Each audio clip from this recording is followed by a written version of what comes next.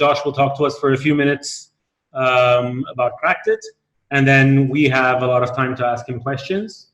For those of us who are in the room, it's easy for us to sort of raise our hands and coordinate. If there's anybody online who wants to ask a question, please either use the raise hand function in Zoom or write a message in the chat box, and then you'll make sure that your question is heard. Okay. Thank you very much for the introductions. We have a really mixed group of people here, Josh. People who have experience working with people who are in correctional facilities, and people who have experience in social entrepreneurship. So it's going to be an interesting mix, and the floor is yours. Excellent. Well, thank you all for welcoming me into your session. It's a pleasure to speak a little bit about social entrepreneurship, a bit about what I do at Cracked It, and to be able to take a bunch of questions from you afterwards as well. I'm really, really delighted. So thank you. So to tell you a bit about Cracked It, my social enterprise, we are London's award-winning smartphone repair service, staffed by young ex-offenders who've been in prison, but also young people who might be at risk of offending. And we started about 3 years ago now, and have experimented with lots of different models before we've got to where we are. But the place that we started were in two problems. So I was particularly concerned about a social impact problem that existed in London when it came to young people engaging in crime. So London, over the last year, has had its knife crime offences increased by 16%. In fact, last year we had more knife crime related incidents in London than New York City did. It was incredibly huge. And at the same time, 85% of violent crime in London is committed by young people who are aged 30 years old or younger. And there are very, very many more statistics around just how big the issue is.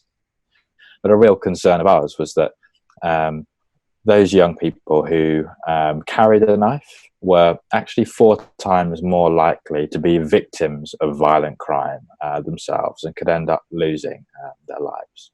So we wanted to do something about this. And traditionally, in the UK, we have a great welfare state, and we might have traditionally relied on the government to be able to provide a lot of the solutions to this issue. But unfortunately, in the aftermath of the financial crash, so for economic reasons, but also for political ones, down to the nature of the government that we had, the investment in kind of government and public services was reduced.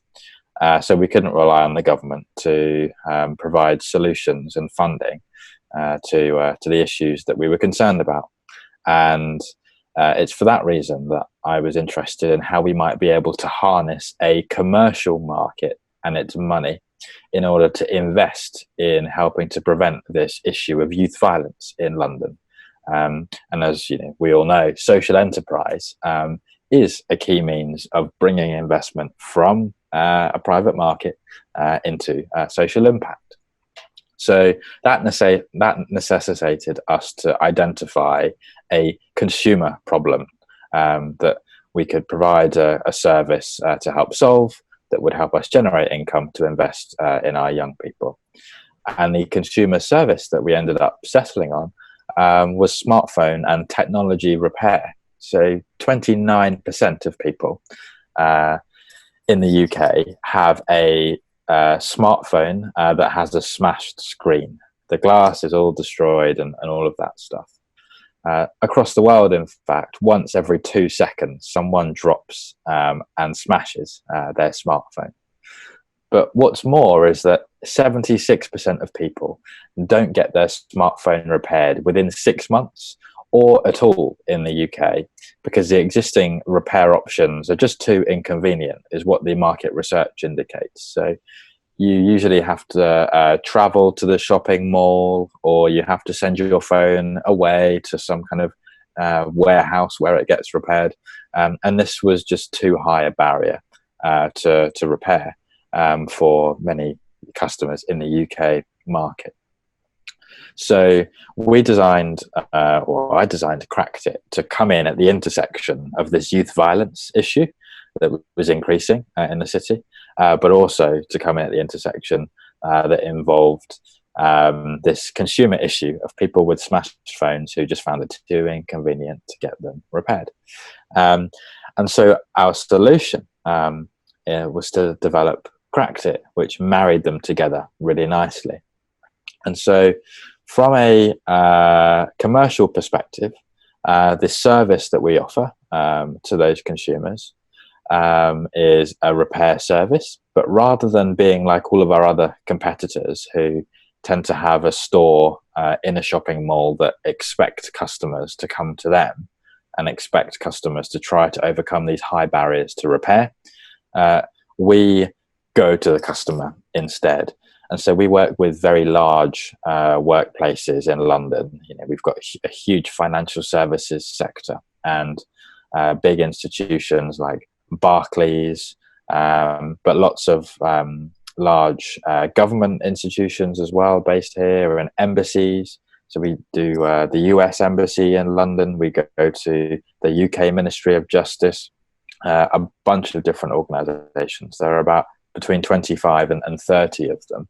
And we go in on a regular basis and run pop-up temporary repair shops in those organisations for those members of staff to access our services. They've not got to leave their building. In some cases, they've not even got to leave their desk space to come and access a repair from us. So we've supported them to overcome those barriers to convenience that they'd otherwise be facing with the existing repair service providers.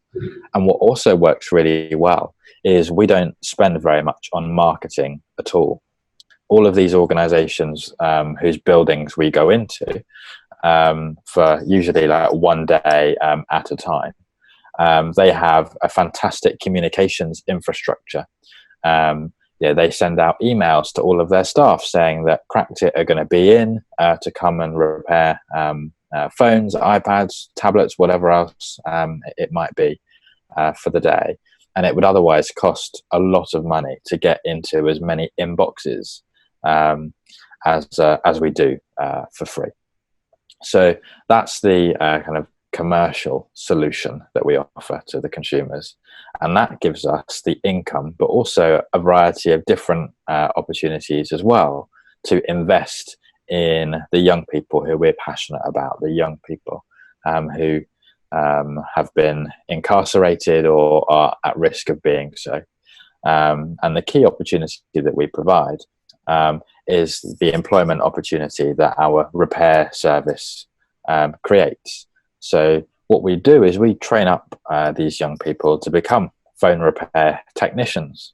And the central repairs that we train them to do are screen replacements, but also battery replacements as well are super common. And for between 6 and 12 months, we employ those young people to staff Cracked It in a repair capacity or in a kind of customer service and customer facing capacity for that period of time. And the time that they spend with us is on a program that we term the Transitional Employment Program. And that consists of 4 elements really designed to help support these young people move away from crime and towards employment. And those 4 elements are as follows.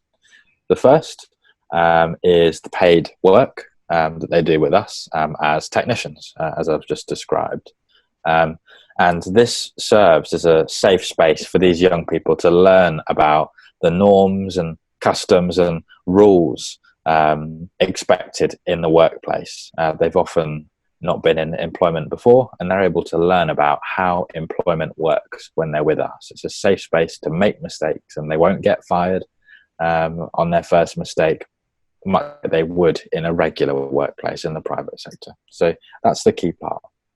The second part of our transitional employment program over the 6 to 12 month period involves our young people receiving one-to-one mentoring or coaching from our team to help reflect on some of the performance that they exhibit during their work with us. And we support them to set targets. These targets tend to be around their punctuality. They tend to be around, the way they might be dressed for work, or how responsive they are to customers. Again, to help them turbocharge a bunch of skills for employment in the wider world. A third thing that we offer is we refer them to specialist support services that they might need to access. So quite a lot of our young people also have challenges when it comes to their mental health, or when it comes to their housing situation. And without working to address these first, it can be very difficult to support them to make a transition. So we help them find that specialist support. And then fourthly, we work with some of our corporate partners who provide, say, mock interview experiences, or support them to write their resumes, so that by the end of receiving or benefiting from those 4 elements of our transitional employment program that are facilitated by this tech repair service, our young people are in a position where they're far more ready to move into sustainable work than they were before. And we know that from a lot of the statistics in the UK that if someone is in employment who has committed a crime before, they are around 10% less likely to commit another crime again. So in terms of our impact, we worked with over 200 young people over the last 3 years, and just over 2/3 of those have transitioned into employment in the wider world after completing our programs with our support, which is really exciting.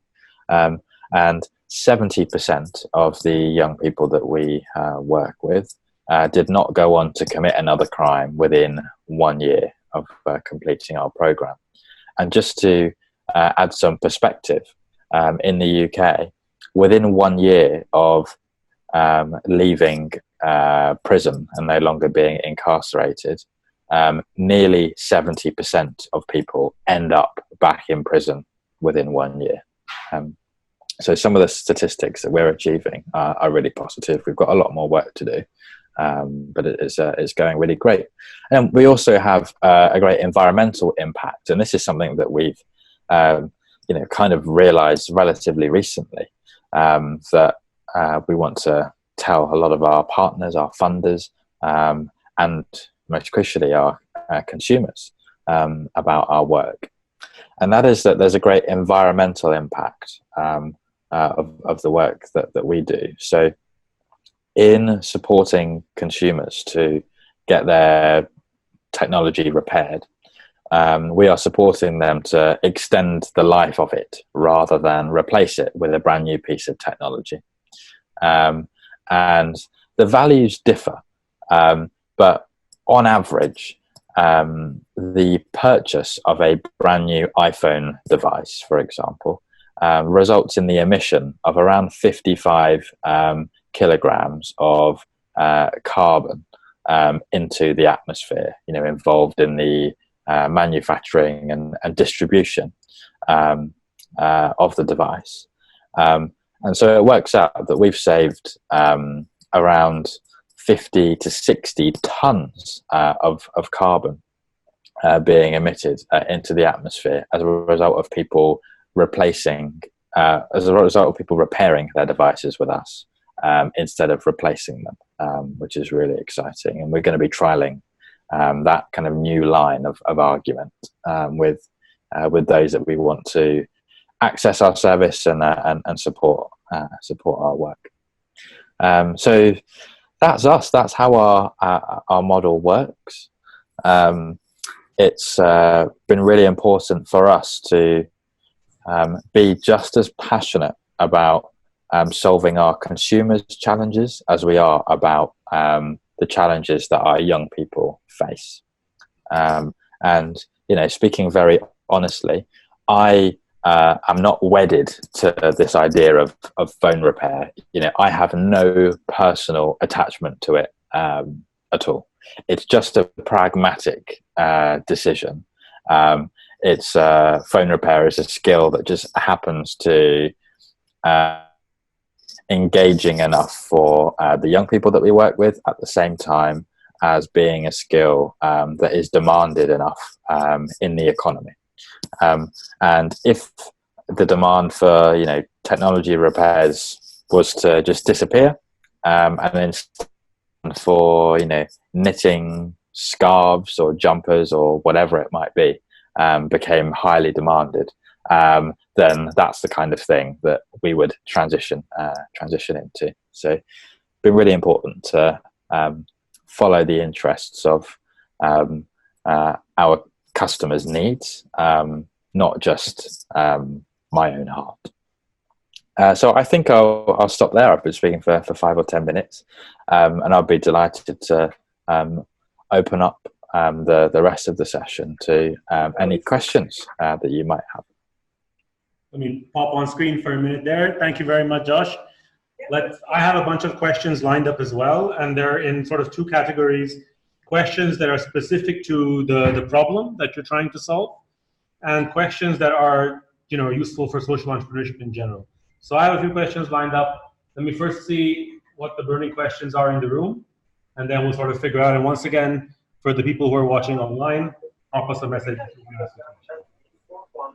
In the room, who wants to be the first one to ask a question? Mane, we'll need the microphone to go over there.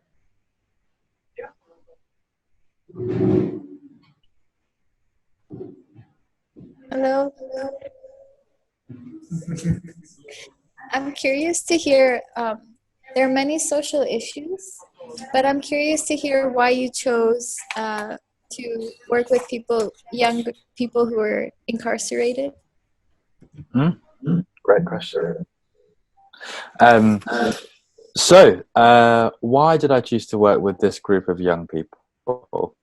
Well, I've always been really about improving the life chances of young people. And a key reason is because I had some quite challenging moments during my childhood, and that was just down to bad luck. But in the end, I managed to escape a lot of the consequences of those. A lot of people who have had happen to them as what happened to me are people who have ended up with addictions, or people who have ended up with really tough mental health challenges, or people who have ended up taking their own lives, or incarcerated themselves. And I was lucky in that I've had a really supportive family around me, and had people around me who have wanted to give me great opportunities, to the point where I've been able to go to a fantastic university and run a social enterprise and do what I love right now. Not everybody is afforded the same kind of levels of luck, I guess. And it is really frustrating for me that so many people's course and qualities of life are defined by very little more than luck, especially bad luck, in the cases of some of those who are most disadvantaged. And so what I decided quite a long time ago that I wanted to do with my life was help basically to reduce the role that luck played in shaping people's life chances. And I've been really passionate about working with young people for a while, for some of the reasons I've described. And what I did is I used to actually work as a parliamentary staffer in the UK a few years ago, before I launched Cracked It. And I thought, politics, that's going to be the great way of changing things and supporting everybody to have a fair chance. The problem was, in the role I was in, I was just sat in an office all day, and it was great. I was writing speeches and then seeing the politicians read the speech I had just written out in the House of Commons, but I wasn't doing anything. I was just sat in an office writing. So I left, and I became a youth worker in a challenging part of East London. In fact, I'm in the community right now that I first worked as a youth worker in. That's where our office is now based. and I was working in this role. I ended up working with young people who had been incarcerated or who were at risk of being so. And it was through that work that I encountered a lot of the issues that I explained to you earlier, issues around young people getting involved in violent crime, both as perpetrators of that crime, but also as victims of that crime.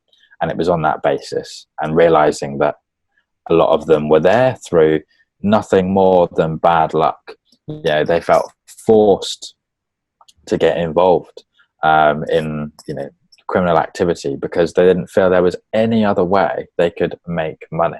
And in fact, young people, I think I may have said this when I was speaking to Nazareth in the interview, that there are young people that we work with who would go and deal drugs or would go and steal people's bikes and stuff and use the cash that they made to secretly put into their mum's purse week after week to help her pay the bills.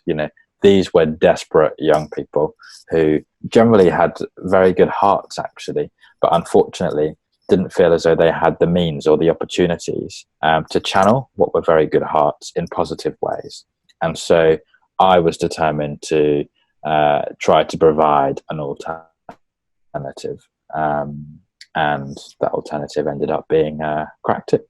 So that's the answer to the question. Excellent. Thank you very much. We have an online participant, Takuhi, who wants to ask the question. Takuhi, can you please unmute yourself and ask the question? Hello, Josh. Thank you very much for the presentation, and it's really very interesting project you are doing, and the impact is really impressive. The people, the young children, young boys, kids that you are involving, they are really vulnerable, and obviously we in Armenia have a similar situation as well. I'm sure of it. But what I'm curious about is how do you find a common language with those kids?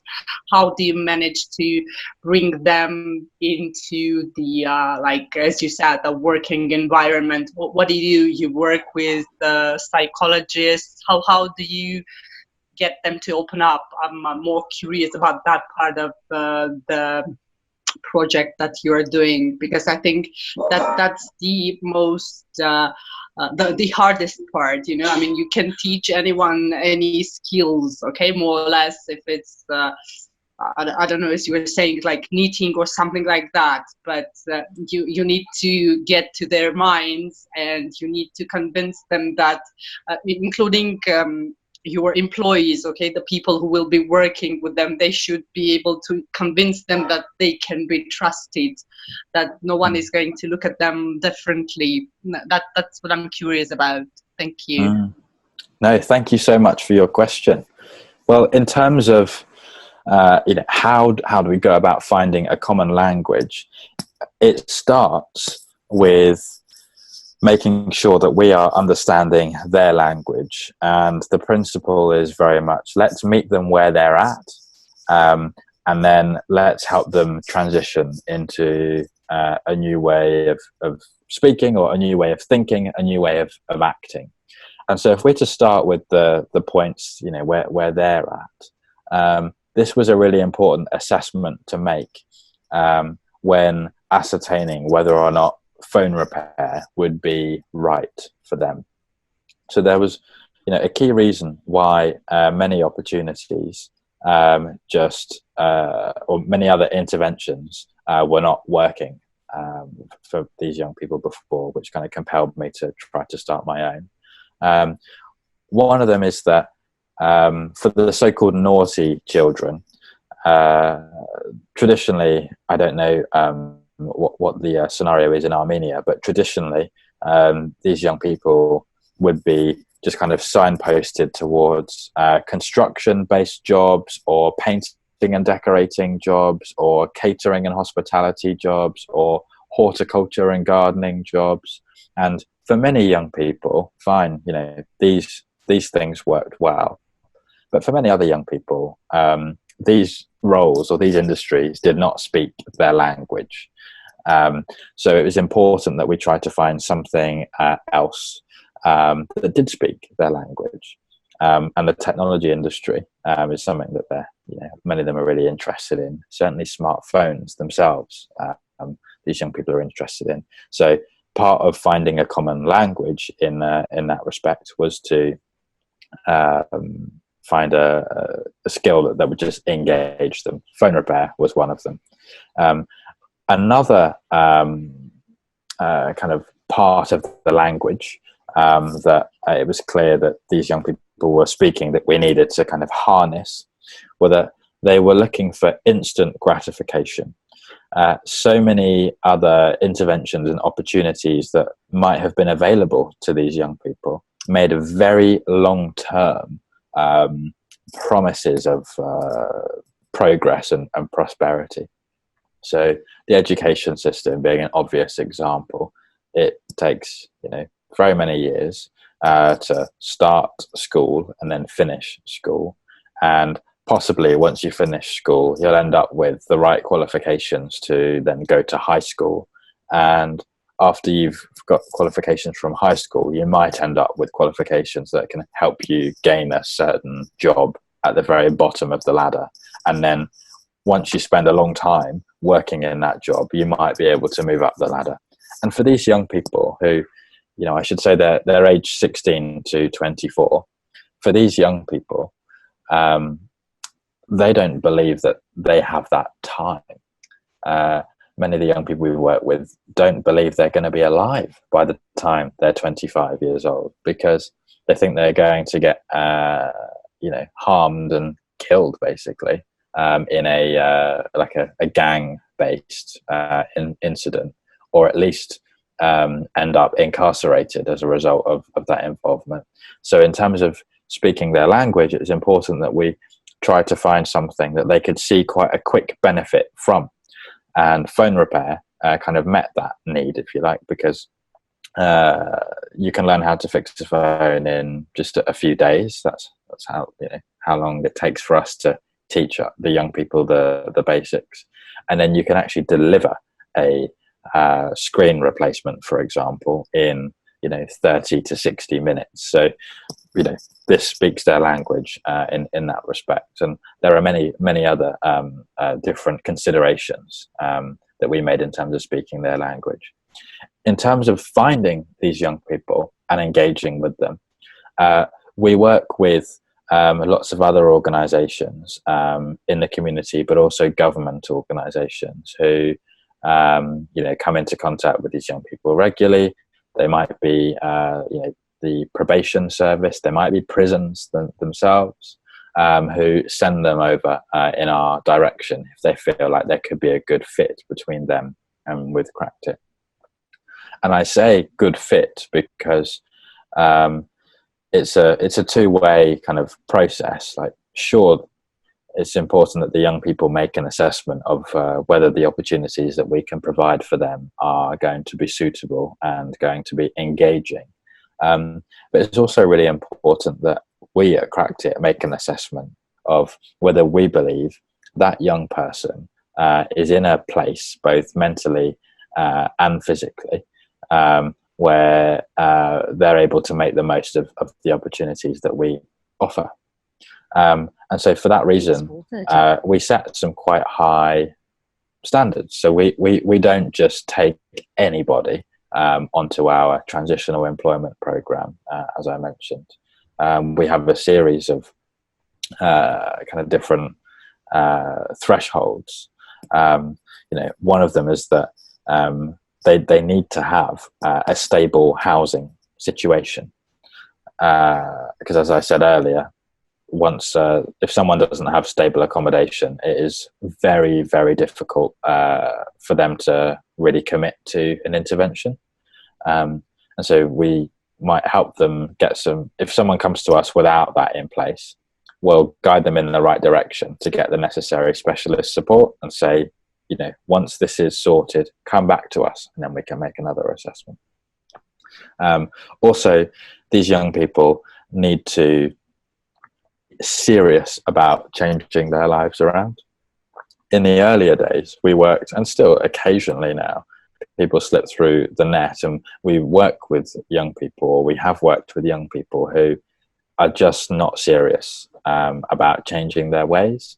They're not serious about moving their lives into a more positive direction, either because there are still other things that might need to be addressed, like a mental health scenario, or because they're just not mature enough to, move away from negative peer groups, or in some cases, actually, they're just really locked in and peer pressured by these negative peer groups. And again, unfortunately, we can't be everything to everyone. So instead, we have made a very conscious decision just to work with young people who have started to make that transition on a motivational basis, and on a kind of, in terms of their behavior as well, so that we take into our program young people who have already got a little bit of momentum, but need a lot of work before they're ready. And then my final point around your question, how do we find a common language? I've spoken about how we learn what their language is and work towards it. I've spoken about how we have our own language, if you like, a language of needing to be committed to the opportunity, etc., that we expect our young people who we take on to have. But the ultimate language that we're supporting them to learn, is not phone repair. That's just kind of incidental. The ultimate language we're supporting them to learn is the language of society, the language of participation in society, the language of participation in the economy. And this is a language that, for many reasons, the young people that we work with, when we start working with them, tend not to speak very well. It's there's just many things that these young people, through their upbringing and all sorts of reasons, don't understand, whether it's the need to turn up to places on time, whether it's a need to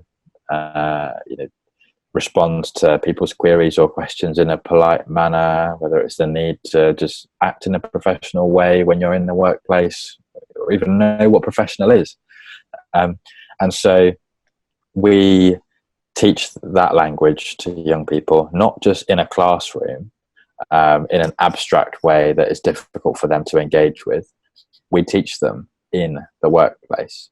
And so these young people, let's say that they come to work not wearing the appropriate uniform, they are going to notice that very quickly, that customers will not want to use our service as a result of that, if they don't look very professional.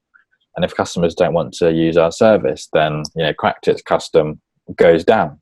And that means that for the next kind of shift that we might have otherwise planned, our demand might fall, which means we might station one fewer technician, one fewer young ex-offender technician onto that specific shift, which basically means that young person's role might not exist to the same level the following month, say. If our customer base declines as a result of a issue with their how they present themselves, or if they're rude to a customer or whatever. So basically they're able to see quite quickly what the consequences of their actions might be if they don't make an effort to learn the language and abide by what we describe as pro-social values. Pro-social values are the values that underpin, in our view, positive engagement in society. Things like sensitive communication and conflict management and compromise and negotiation and team working and leading teams, as well as operating within them. There's all these different kind of skills that they need to have, all these different values they need to have, different parts of the language to speak to successfully get by. And so the key purpose of the employment with us over those 6 to 12 months is in a real life environment with live responses from customers, these young people are able to quite quickly learn the language. And because it's not in a school, say, in a classroom where you just have a teacher telling you what's right and what's wrong, which many young people resent. Young people are able to see quite quickly, oh, there's less money coming in as a result of X, Y, or Z, so I should change what I'm doing, otherwise there's not going to be as much money to pay me and other people in the future. So, markets are harsh. We all know that. Markets respond very quickly to the nature of goods or services being provided. And our young people who we work with are not exempt from that. And so in this case, the market is actually a great learning tool that compels them to start learning the language with a view to them being able to speak it and move into employment in a wider economy by the end of their time with us. Excellent. Thank you. Let me jump into a couple of technical questions I had that came up when I discussed Cracked It with a couple of people leading up to this webinar. So the first technical question is, why is this training being done only after they're released from prison? Is it possible to do it while they're in prison? Is there a reason why you don't approach it that way? And the second small question is, your follow-up and the statistics that you provided have been 1 year after they've been out of prison, right? Is there, in Armenia, we tend to look more at 2 years after release. And do you have stats for 2 years after release? What's the picture if you look at it 2 years after they're released? Sure. So in terms of the first question, why do we work outside of prison rather than in the prisons themselves?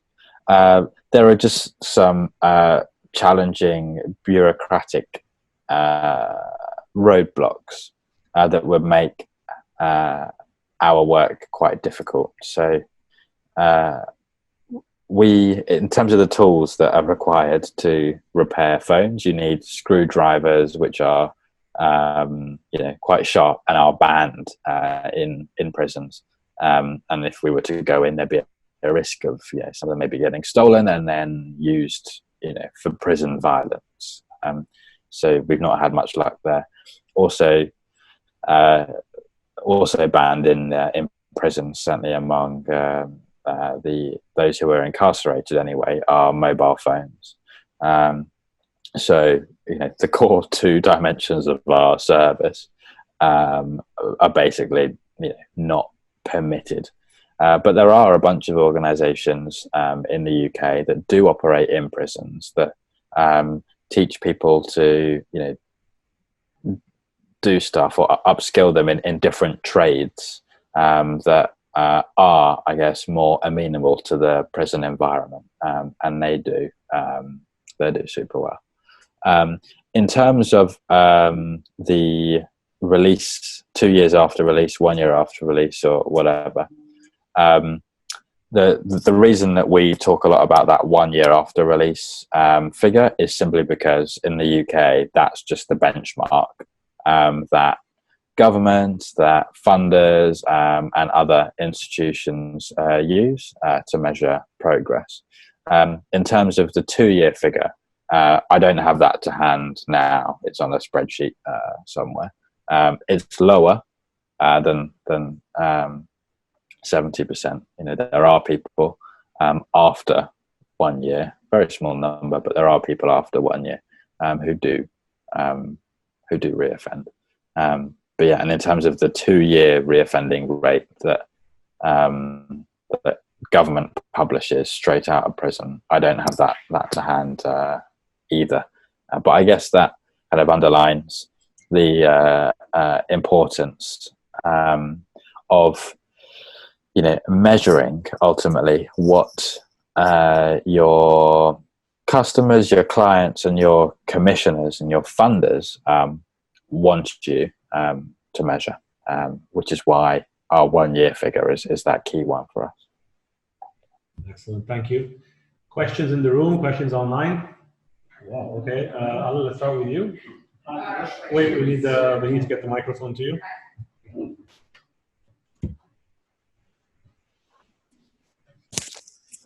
Hi, Josh. Thank you.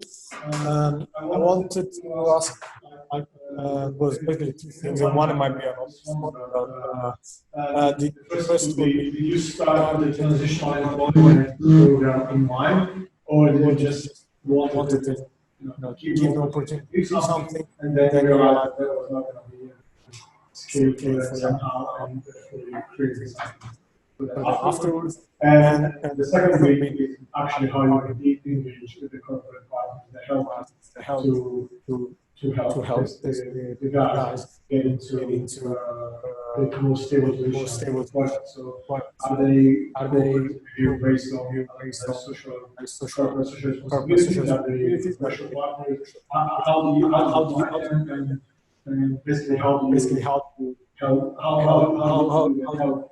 help them transition to the product? Cool. So in terms of your question, I heard the first part very well, which is, did I start with a transitional employment program in mind? The second part, I think the line went a bit weak, but from what I captured, I think the question, and do correct me if I'm wrong, was around how we support them to transition into workplaces after their time with us. Was that? Well, yes, but one second. Yes, but specifically, like, how did you engage with these partners? How did you find them, and how do they work with you? On what basis? Are they commercial partners, or are they in their capacity? Yeah. Great. Thank you for repeating that for me. So let's start with the first part. Did I start with a transitional employment program in mind? The answer is absolutely not. No. Cracked It started when I, as I said, I was working as a youth worker in East London, and it was while I was doing that work that I kind of piloted the idea for Cracked It. I went through that assessment process that I discussed earlier, looking at the instant gratification piece, looking at trying to get them into tech, and also knowing that if someone was in work, they were 9% less likely to reoffend. So it was on that basis that I thought, let's just try a little project where we spend 5 days training up some young people in phone repair, and just seeing how it works out, because written out on paper it just seems logical that this might work. The problem is I had no interest in phone repair, and I had absolutely no idea how to do it. So I developed an interest in phone repair because I knew it could potentially empower these young people. And I learned how to do it I watched a bunch of YouTube videos. I didn't, it was by no way a very kind of robust learning. And I also worked with I got a kind of private sector phone repair company involved to come and send their technicians over to us on a pro bono basis to come and provide that expertise. But it was only on the basis of that pilot 5-day program, which was just with 4 young people, and seeing anecdotally the results of that they were engaging with this, that they did see it as something that they could viably make money from, and they were viably making money from it afterwards. We gave them a set of tools to keep after the program, and they kept repairing phones afterwards. And so it was on that basis and seeing that kind of promise of something that it struck me that, wow, okay, we need to build more infrastructure around this program so that we can deliver it again and again, bigger and better, with more young people across more areas of London. And it was only a year in or so, or a couple of years in, that we decided that rather than just be this program that goes around and just trains up these young people to go out into the world after 5 days and just try and do their own thing, it was only after a year or two that it became clear that we could actually harness these graduates of the short 5-day program and employ them as part of a company that we host and facilitate kind of on their behalf, if you like. We're the ones with the expertise to help do what the second part of your question is, which is making these links with the different corporates that we work with. And in terms of how that worked, I'll be very honest with you, it was very, very difficult at first. I was going around to a bunch of these big organizations and saying to them, look, hey, I've got a bunch of formerly incarcerated young people here, and we'd love to come in and fix your phones. What do you say? And they weren't very responsive at all. And the way that we secured our first partnership, which was actually with Barclays Bank, was I went to an event where the head of the UK CEO of Barclays was speaking, and it was an event where there were probably about 100 people in the audience, and they were all kind of his peers, all people from the UK banking sector who were quite senior. And at one point during the event, this man talked about his organization's corporate social responsibility, and how we really wanted to support the community, etc. So there was a question and answer session at the end of this event, and I was picked to ask a question. And I said, you spoke about corporate social responsibility. Well, a very quick win for you would be to have our young ex-offender technicians come into your bank and repair phones there. And he couldn't say no. He'd just spoken about corporate social responsibility. He was surrounded by all of these people who, he would have been embarrassed to break his word with. And so within a matter of weeks, we were having discussions with Barclays about going in there. At the same time, there was another bank, Lloyds Bank, that had indicated that they might be interested. And so I went to Lloyds Bank and said, before Barclays had confirmed, I went to them and said, oh yeah, well, we're speaking with Barclays, and we're going to go ahead and run our phone repair clinics with them. And they said, oh my goodness, well, if Barclays are doing it, then, well, we will, and we'll do it quicker. So then I went back to Barclays and I said, oh yeah, well, I've just had a meeting with Lloyds, and well, they're signed up. They've signed on the dotted line. They're going to do it. And they were like, well, if Lloyds are going to do it, then we will do it even quicker. And then our two first partners were secured. And then from there, it's just been, as we've secured more corporate partners, it's been more easy to go and get more, because we have this kind of repertoire and this backing behind us. A great partnership that we have is with the US Embassy in London, for example. A lot of corporates that we would speak with would say to us, oh, we really like your idea, but logistically, this is just going to be too difficult to make work. We have so many processes in place, like we're just not going to be able to get you through them. And we used to kind of fight, but in the end, we'd end up losing. Then we secured the US Embassy as a partner. And now we go to these organizations, and when they try to give us, that crap, basically, about it not being able to work, we say to them, well, the US Embassy make it work. If the US Embassy can make it work, then I'm sure you can too. In terms of to maybe give a slightly more useful answer to the question, how do we establish these relationships more systematically with these corporates? There are a few ways that we found to be effective. So one way is in the UK, at least, a lot of these big organizations who have huge offices in London, tend to have a corporate social responsibility or social good or corporate philanthropy program where they support charities and they support social enterprises.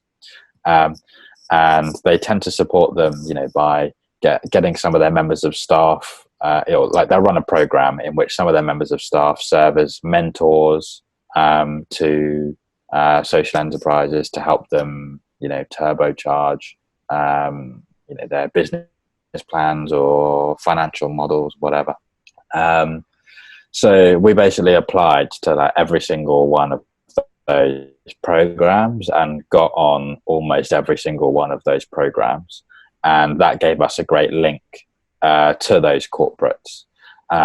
And so that was our foot in the door, with the corporate social responsibility team, and we developed great relationships with them so that they would really want to champion us. And then we asked to be introduced to the relevant staff internally who we needed to speak to try to get the phone repair clinics up and running. It was typically their IT teams or their facilities management teams, or in some cases their human resources teams.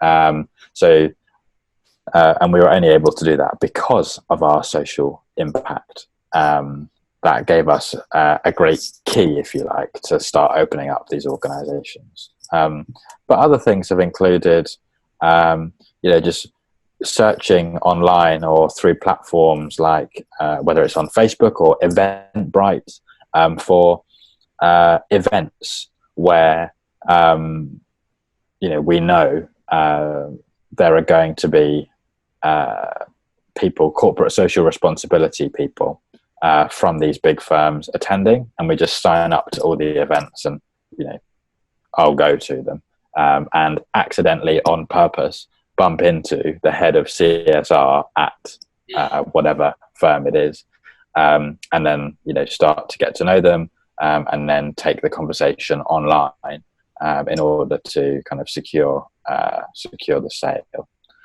So while there can be some drawbacks, and it can be really hard being a social enterprise competing in a market full of private sector giants, a great advantage that we have is we can leverage our social impact to open some doors for us. But as soon as that door is open, the sell to the corporate is then on the basis of the quality of your service. And the majority of our customers, as per surveys that we do, use our service because they believe we're the most convenient service out there, not because we're a social enterprise. So that's something to bear in mind. Let me just jump in here, Josh, to make it a little more relevant to Armenia. For those who will be watching this recording later on, we don't have many companies in Armenia that have a dedicated corporate social responsibility person, but it works just as well in Armenia with the public relations person in many of these companies who are responsible for the community projects or the philanthropic projects that the company may have.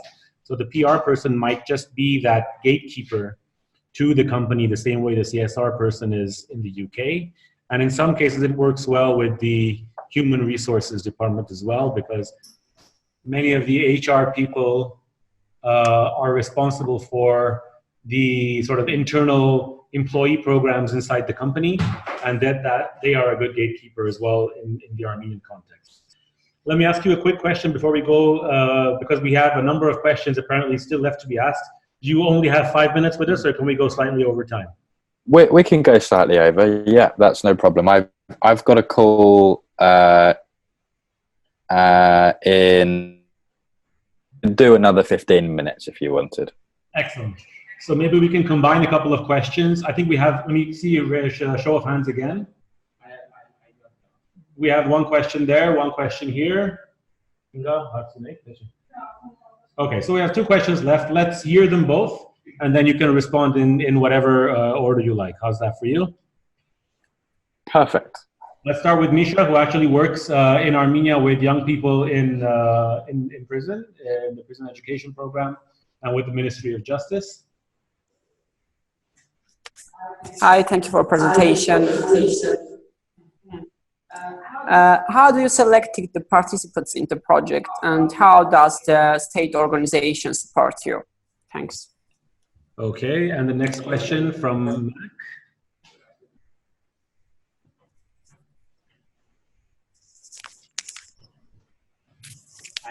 Thank you. Actually, I had two questions. The first one is, do you have like gender balance? Are there only males or also females working in your company?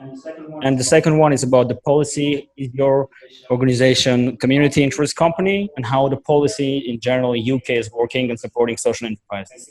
Thank you. Excellent. Thank you for all those questions. Yeah, I'll take them in order. So your first question around how do we select our participants? So as I said, we have these criteria that we use to assess whether or not they're serious about about turning their lives around and about our program, etc. The way the process usually works is we run one of our kind of 5-day training programs, and that serves as a really great opportunity for us to kind of assess actually the suitability of these young people on the 5-day training program. So on that program, there's a big phone repair element, but there are also a series of workshops there that support them to develop their communication skills and their team working skills and their money management skills. So we get to see quite a lot of them kind of in action, and that's a really good way of being able to screen people. In terms of joining the transitional employment program, and the graduates of the 5-day program are prime candidates to apply for that transitional employment program, which is for between 6 and 12 months. The process that we've developed involves the young person first of all having a fairly informal telephone interview with us. We use that to kind of screen their eligibility. So are they in a stable housing situation?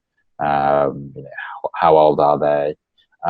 What type of criminal offence have they committed? Because there are a couple of criminal offences that we just don't work with. We don't work with people who have a sexual offence because I think there's a very different kind of rehabilitation the evidence indicates for that kind of offence. And secondly, we don't work with people who have committed arson and burnt things, basically.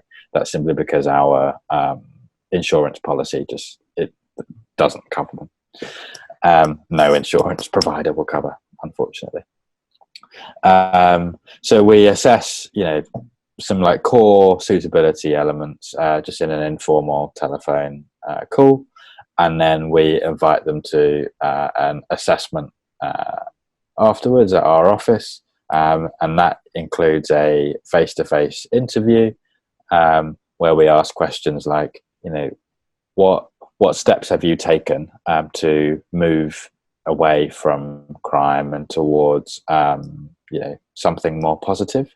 And things that we look out for are people saying, oh, well, I used to have lots of friends who were involved in negative stuff and they were all kind of around me. Like, I've just left them all now and I've moved to a different area. Or, there's lots of things that when they say these kind of things, you're like, okay, good. Steps have been taken, sacrifices have been made. This person is serious.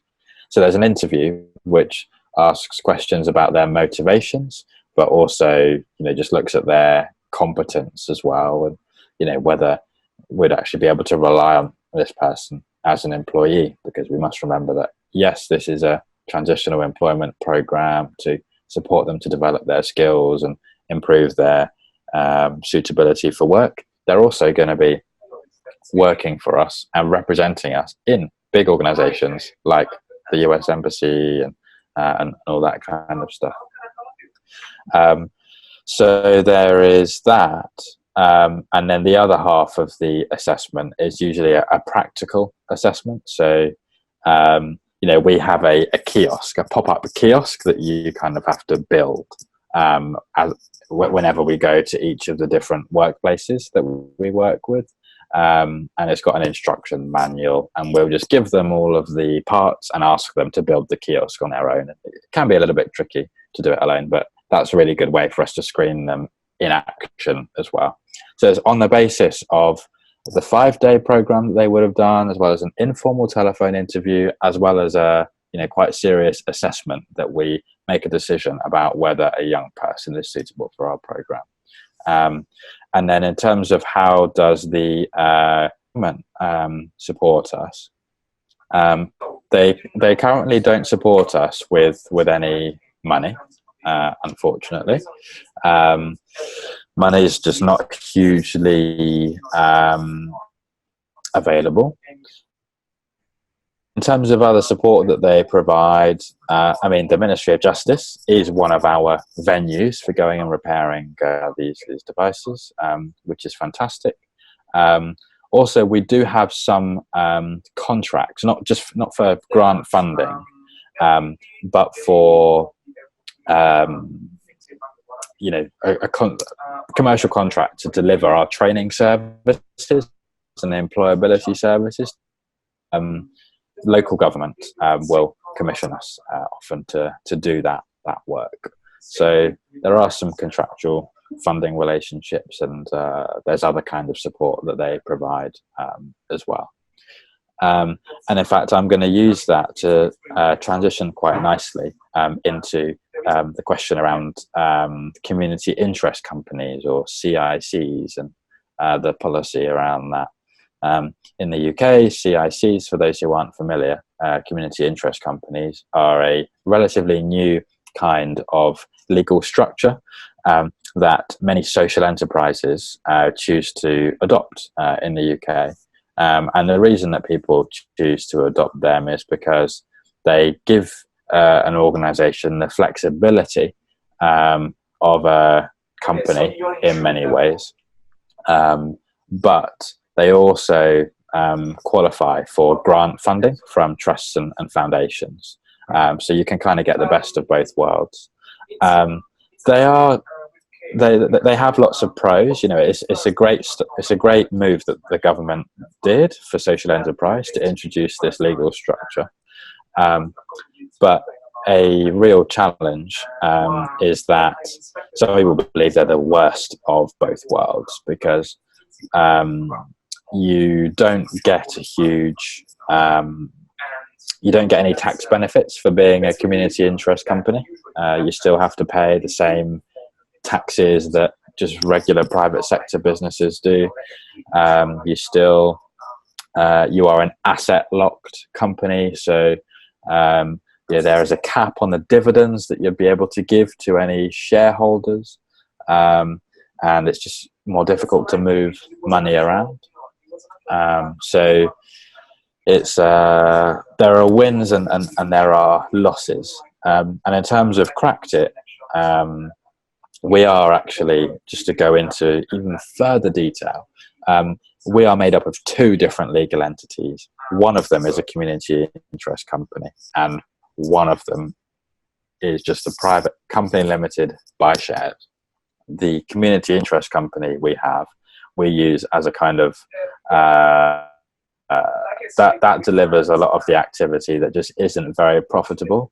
So a lot of the pastoral work, the work just directly with the young people, the mentoring and stuff like that, that we don't really get paid to do, that all falls within the community interest company, which qualifies for all this grant funding that we can apply for and secure. And then the other entity, the kind of private limited company, is the one that does the more profitable actual phone repair work. That's where all of the money from selling our repair services goes. And the reason for having that company is attractive for investors. So we recently secured some equity investment, active to invest there because there are no caps on the dividends that are afforded. It's not an asset locked organization. So we've tried to get the best of all worlds by basically having all the legal structures. And then jumping to the first question that you asked, which is around the gender balance. It's overwhelmingly male in terms of the young people that we work with. About 1 in 8 young people that we work with are female. I think there are several reasons for that. When you look at young people in prison in the UK, these young people, 95% of them are male. The challenge that we kind of make to ourselves is, though, we've worked with 200 young people across London, or just over the last 3 years. And we know that there are 200 women and girl ex-offenders or young people who are at risk of offending who could benefit from our program. There are definitely 200. And so we've been thinking about how we can best engage more with girls and women in order to make our program more representative of the kind of society that we want to see in the future. And so we've worked with some organisations in the UK that support girls into technology, etc., and are planning to do much more of that. But there's a big issue around the young people. There is a wrong perception that the technology sector is a man's game, and it will take more it can to change that wrong assertion. So there are lots of challenges to achieving gender balance, but we're committed to working to work over them. Excellent. Thank you very, very much for your time, Josh, and for the wonderful insights and the answers to the questions that we had today. This is the first webinar in our project, and I think you gave a very, very good start. Thank you once again. On behalf of everybody in the room as well.